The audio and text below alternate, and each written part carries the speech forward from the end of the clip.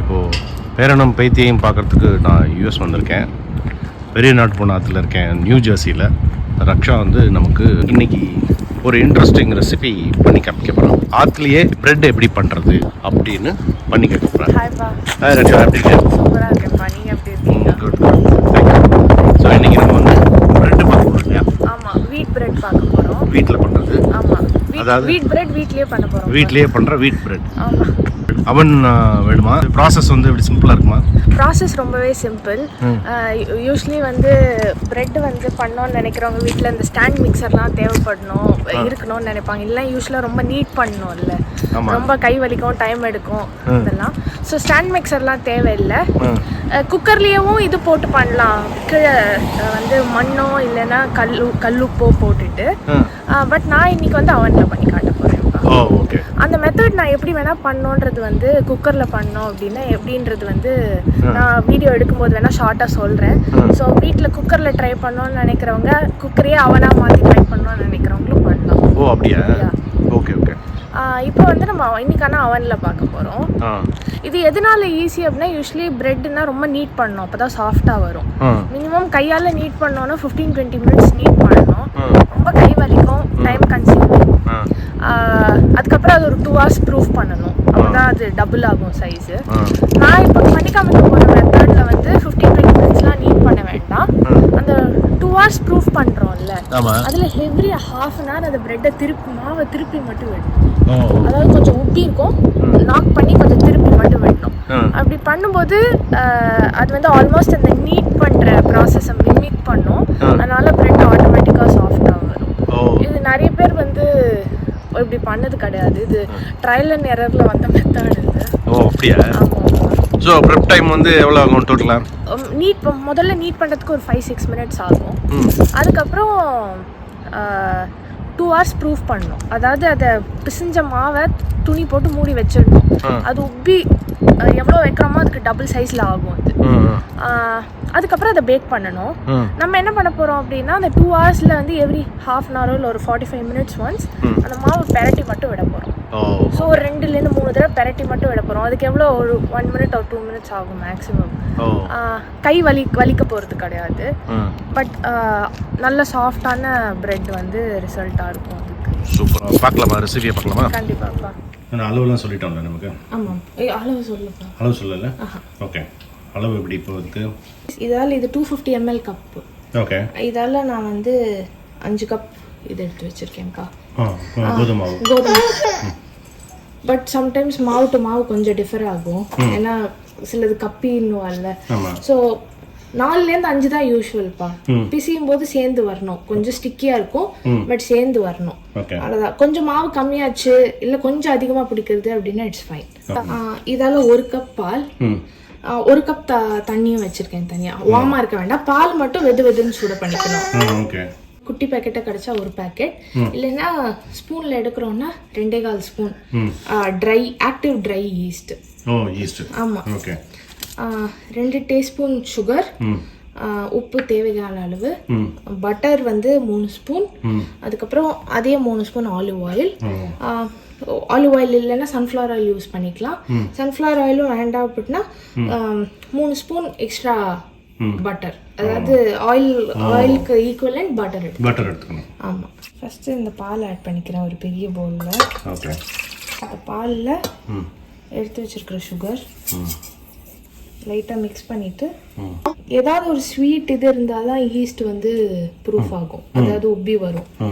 இந்த பாலில் வந்து சர்க்கரை போட்டு மேலோட்டமாக இந்த ஈஸ்ட்டை அப்படியே போட்டு விட்டுட்டு ஒரு மூடி போட்டு ஒரு 2 minutes அப்படியே விட்டுடலாம்ப்பா.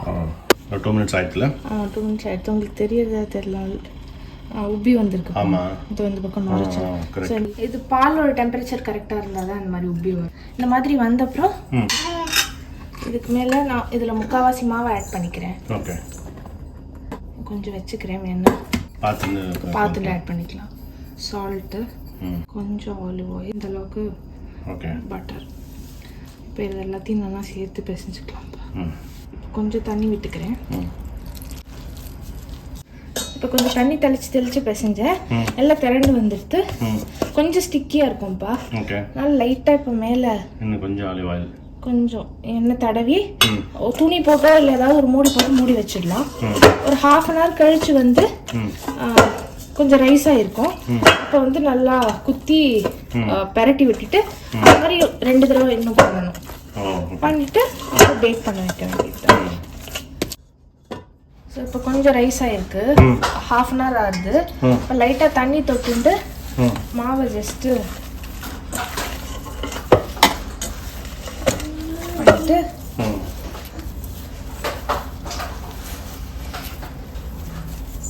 இது பண்ணி திருப்பி வச்சு பாருங்கப்பா. இந்த மாதிரி ஒரு 3 தடவை ரிப்பீட் பண்ணணும். ரிப்பீட் பண்ணிட்டு ஃபைனலாக பேக் பண்ணணும். நல்லா உப்பி இருக்கு. இப்போ 3rd டைம் இந்த மாதிரி 3 times பண்ணியிருக்கேன் நான். இப்போ திருப்பி இதை நாக் பண்ணிட்டு ஃபைனல் ஒரு ப்ரூஃபிங்காக பண்ணிட்டு இட போறேன்ப்பா லைட்டா. கண்டெய்னருக்கு ஏற்ற மாதிரி இப்போ என்கிட்ட இந்த கண்டெய்னர் இருக்கு, பிரெட் லோஃப் பேன். இது மாதிரி கொஞ்சம் இதை இட்டுட்டு ரொம்ப தின்னாலாம் இல்லை, சும்மா ஜஸ்ட் ஸ்ப்ரெட் ஆகிற அளவுக்கு இப்போ இதை லைட்டாக இட்டிருக்கேன். இது இப்படி ரோல் பண்ணி கொஞ்சம் இப்படி டக் பண்ணோம்னா இந்த பிரெட்டோட இந்த ஷேப்புக்கு வந்துடும், லோஃப் ஷேப்புக்கு. இதை எண்ணெய் தடவின அந்த பேனில் வச்சு ஒரு 20 கொஞ்சம் மேலே உப்பணும். ஆல்மோஸ்ட் எட்ஜ் வரைக்கும் வந்துடும். இப்போ பார்த்தீங்கன்னா இந்த கண்டெய்னர் கொஞ்சம் மேலே வரைக்கும் உப்பி இருக்கு. ரொம்ப மேலே விட்டுறக்கூடாது, லைட்டாக இனிமே ஒரு 1/2 ஃபிங்கர் அளவுக்கு மேலே உடனே பேக் பண்ணிடுறேன். இப்போ இது வந்து அவன் வைக்கணும். ஆமாம், நான் இப்போ 350 degree Fahrenheitக்கு வந்து ப்ரீ ஹீட் பண்ணி வச்சுருக்கேன். அரௌண்ட் 15 to 20 minutes ஆகும். 15 minutesலேயும் செக் பண்ணிக்கிறது நல்லது. ஓகே, 350 Fahrenheitல 350 Fahrenheitக்கு ப்ரீ ஹீட் பண்ணி வச்சுருக்கேன். ஓகே.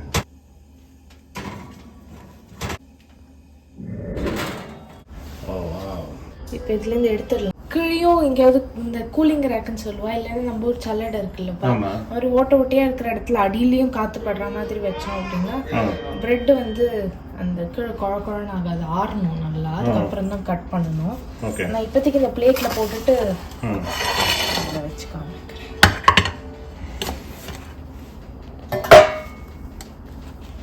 சூப்பராக வந்துருக்கு, சாஃப்டாக.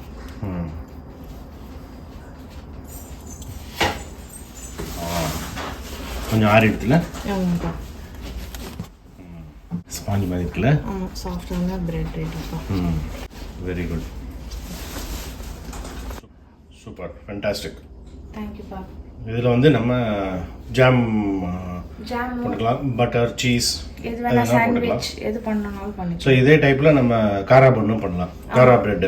ஆமாம், இதில் கொஞ்சம் ஆரிகானோ, சில்லி ஃப்ளேக்ஸ் அதெல்லாம் போட்டால் இட்டாலியன் காரா பண்ண ஆகிடும். இல்லை நார்மல் நம்ம பெருங்காயம், கொஞ்சம் மஞ்சப்பொடி, கசூரி மேத்தி, ஜீரகம் போட்டு மசாலா பிரெட் மாதிரி பண்ணிக்கலாம். ஆமாம்ப்பா. ஓகே, தேங்க்ஸ் ரக்ஷா. தேங்க்யூப்பா. பிரெட் வந்து சூப்பராக வந்தது ரக்ஷா. தேங்க்யூப்பா. இப்போ வந்து ரீகாப் சொல்லு.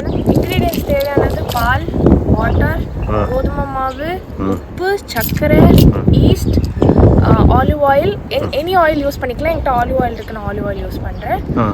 பட்டர். ஓகே. ஸோ இதில் வந்து மைதாங்கிறது வந்து ஆப்ஷனல் தான். ஆப்ஷனல். நான் வீட் வச்சு பண்ணுறேன்.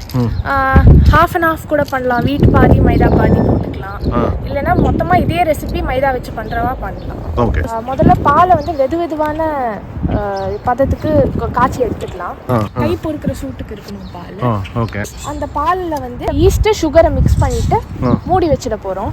அது வந்து ஈஸ்ட் வந்து பபிள் ஆகி ஒரு 1 minute வந்து நல்லா உப்பி வரும். அப்படி வந்தப்புறம் அதில் வந்து கோதுமை மாவு, பட்டர், ஆலிவ் ஆயில், சால்ட், இன்னும் கொஞ்சம் தண்ணி சேர்த்து நல்லா பிசைஞ்சு எடுக்க போகிறோம்.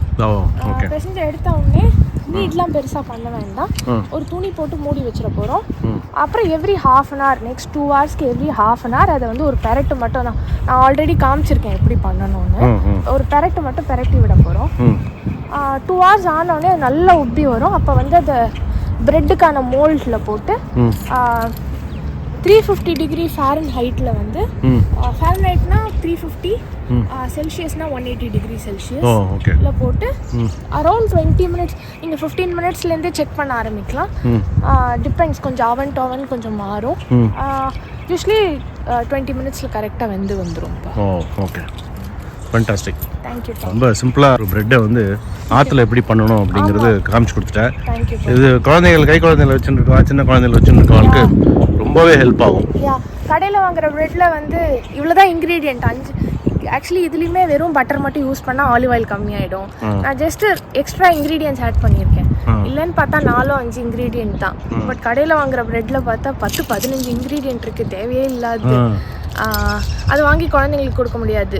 இதுலேயே வந்து வேறு வேரியேஷன்ஸ்லாம் இருக்குது. ராகி ஆட் பண்ணிக்கலாம், மில்லட் ஃப்ளாரில் பண்ணலாம். ஸோ அப்போ வந்து குழந்தைங்களுக்குமே வீட்டில் பண்ணுறதுனால கொடுக்கலாம். இது ஷெல்ஃப் லைஃப்லாம் எப்படி இருக்குது? 1 வீக் வச்சுக்கலாம்ப்பா, ஒன்றும் ஆகாது. Okay Raksha, thank you. You are awesome. தேங்க்யூப்பா.